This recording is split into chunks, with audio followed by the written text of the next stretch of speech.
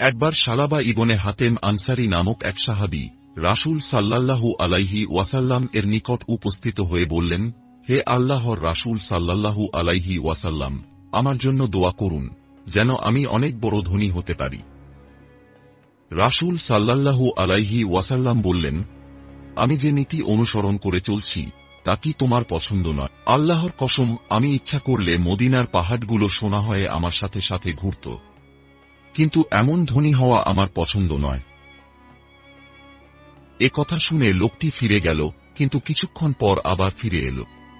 এবার সে বলল, হে রাসূল সাল্লাল্লাহু আলাইহি ওয়াসাল্লাম, আমি ওয়াদা করছি যে আমি যদি ধনী হয়ে যাই তাহলে প্রত্যেক হকদারকে তার প্রাপ্য পৌঁছে দেব।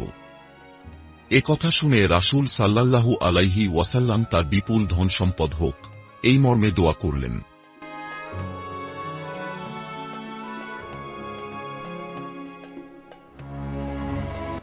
এর ফলে তার উট ভেড়া ইত্যাদিতে অসাধারণ প্রবৃদ্ধি দেখা দিল।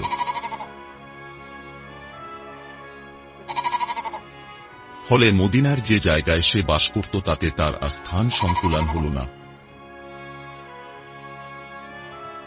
সে মদিনার বাইরে চলে গেল। তবে জোহর ও আসরের নামাজ মদিনার মসজিদে নববীতে পড়ত, আর অন্যান্য নামাজ সে নিজের বাসস্থানেই পড়ত। এরপর তার গৃহপালিত পশুর সংখ্যা আরও বেড়ে গেল।